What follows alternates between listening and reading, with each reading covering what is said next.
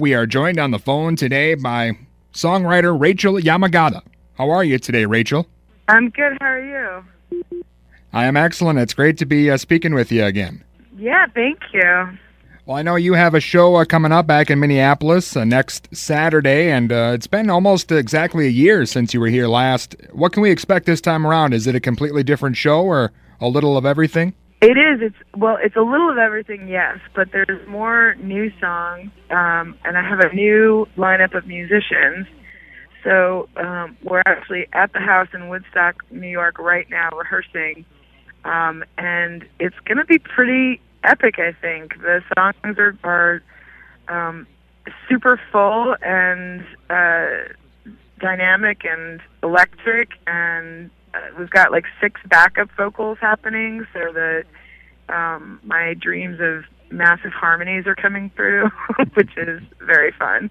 But yeah, a lot of it is going to be based around the new material that I'm releasing early next year, as well as I definitely have some staples that are always fun to play when in a full piece band. So we'll do those too. So will the band that you have with you now, will they be on the new album you're working on? A lot of them are, actually. Yeah, there's a drummer, a guitarist, and a pianist who's with me, and a bass player who also plays the Moog. Actually, you know what? 4 people who are going to be on the band with me or have played on this record. So I'm going to get a lot of the bells and whistles that are on the recordings integrated into the show, which is really fun. So it seems, as I mentioned, you were here almost a year ago today. It seems like you're always on tour. Is it difficult for you to write and to put out these new albums while you're on the road so often? I mean, the whole lifestyle is killing me. So I would say yes. This particular record I started writing, last summer, I guess, and we were a little bit before last summer. And I definitely wrote it at home, and then we started recording, I think it was last August, and did some stuff, and then when I went on these tours, last year I was doing like a 10-year anniversary happenstance tour, as well as a band tour. We were doing double nights in different cities. One was just Happenstance, which was my very first record, and one was a show that was more of a catalog show with a couple new songs mixed in, and we really sort of developed them on the road. So we came back into the studio and then refined and re-recorded, and it was an interesting experiment to play things live and see how people were reacting. And so I guess that's what's fun about this tour, is that we've settled on some great arrangements, and we're closer to how they came out on the recording than we were when we were just trying them out. And it's very hard to write on the road because the surprising thing is you never have physical space. When we're in a van or hotel rooms for a few nights, a few hours a night, or the green room, which has 10 people in it, and, it's just one room, it's very hard to kind of get away and write.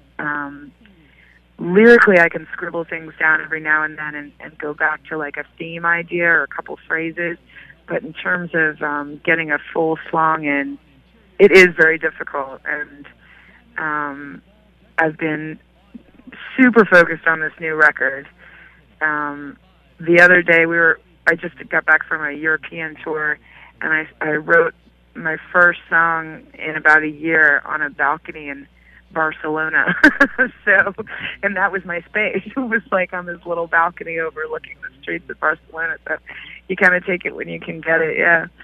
And I want to ask you, Rachael, some of your influences, I guess, if you could pick a handful or kind of pinpoint a couple. I know you've been compared to a lot of people like Tom Waits or Roberta Flack, some pretty heavy hitters. Would you say those are kind of the people you look to? I wouldn't pinpoint any particular person. Like I always reference them myself because I love the emotional quality that both of them can get across, and I fell in love with the just almost performance art aspect of Tom Waits and his production ideas and songs that go from spoken word to like hypnotic, metallic, rhythmic, flares within the sonics of it. And so I certainly respond to that. And Roberta Flack has such a poignancy when she's singing, and her delivery just breaks your heart. And so, especially for my kind of emotional ballad pieces, I would cite her as somebody that I'm completely inspired by. But I've never been one to like totally immerse myself in one particular artist. Like different things about different people I fall in love with.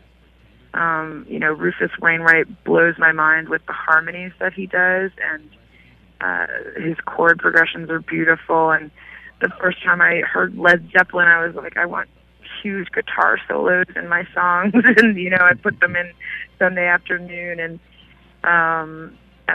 so it's sort of all over the map in terms of what my ear goes to. I certainly grew up listening to, my parents were always playing the great singer-songwriters of the 70s, and I got a lot of Carole King and James Taylor and Fleetwood Mac and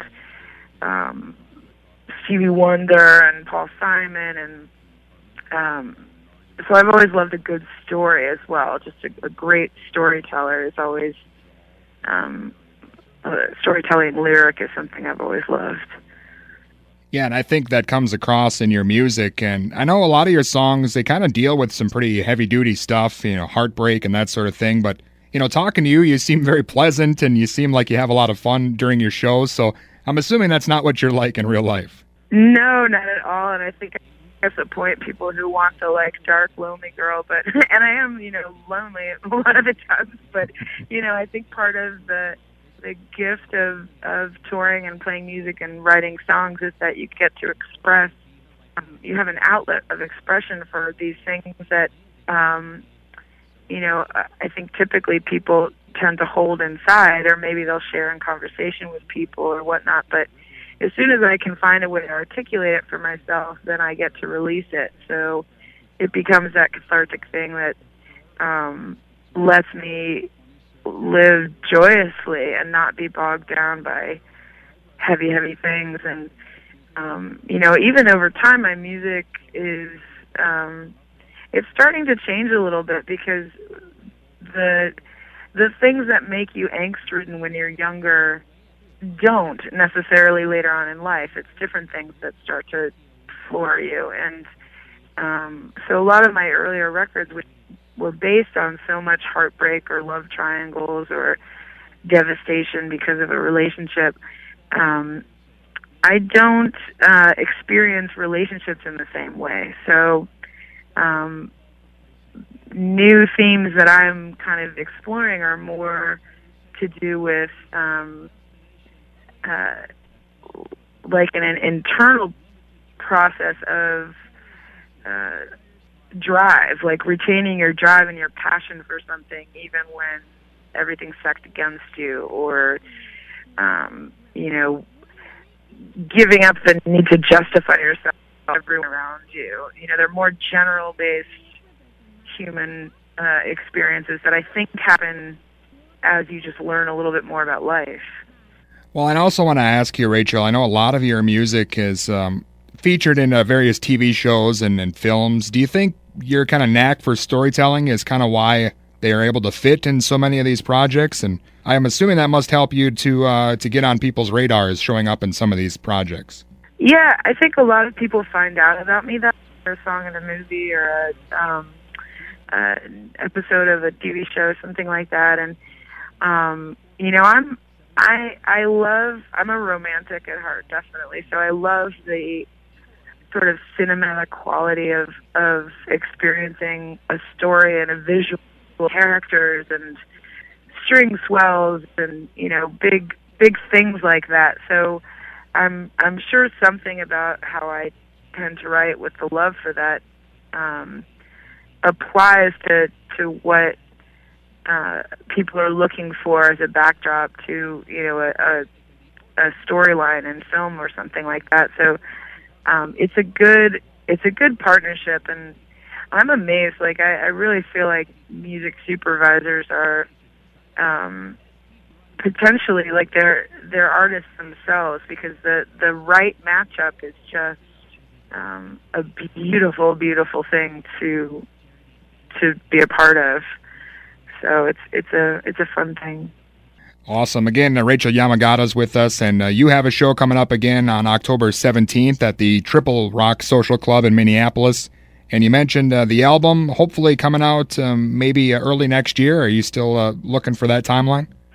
Early next year, yeah. It's been, we were hoping to have it out this fall, but it's been a little held up with some mixing issues, but I think the consensus from my team is definitely like it deserves the full push. So early next year, I'm targeting February as the due date, the birthing of it. Yeah.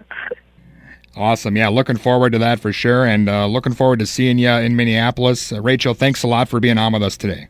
Thank you so much for having me. Good to talk to you. Bye. And again, that was singer-songwriter Rachael Yamagata.